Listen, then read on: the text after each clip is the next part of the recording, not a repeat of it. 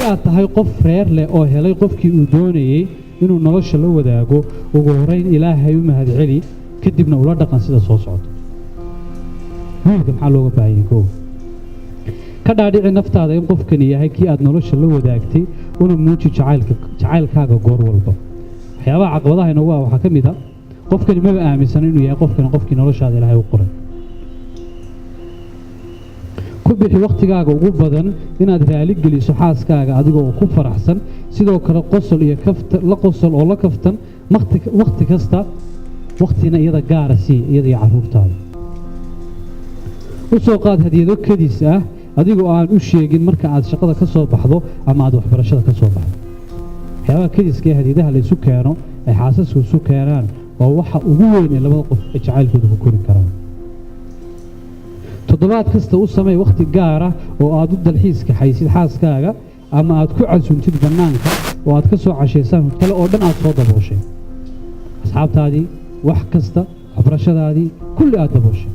xaaskaaga iyo carruurtaada iskale bannaanka ka soo cashaynaysaan halkaasaad waqti ku soo wada qaadanaysaan mar kastoo aad shaqada joogtid la hadal oo weydii caafimaadkeeda una sheeg inaad u xiistay intii aad ka soo maqnayd mar kasta weydii waxay u baahan tahay inaad ka warayso xaaskaaga ood mar kasta la hadasho oo aad weydiiso waxay u baahan tahay waxay ku xidhan tahay jacaylkiinu siduu u kordho idinka okay gabadha marka ku dadaal sidii aad ninkaaga ugu noqon lahayd raalliyo adigoo u samaynaya wax kastoo aad isleedahay wuu ku farxi doonaa cuntadii uu jeclaa ee kediskaga dhigadiga u diyaari mar kasta dharka uu shaqada ku tegayo mar kasta uu baxayana si kalgacayl iyo farxad ku dheehan tahay u macasalaamey una sheeg inaad u xiisi doontid inta uu kaa maqan yahay adigoo odhanaya gacaliya waan kuu xiisi doonaa ha ka bixin guriga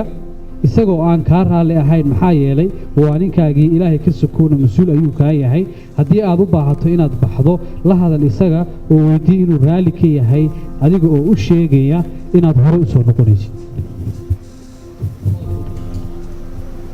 ha dhegaysan dadka kale waxay ka sheegayaan ninkaaga iyo naftaada maxaa yeelay waxaa jira dad badan oo aan oggolayn inaad ku faraxdid ninkaaga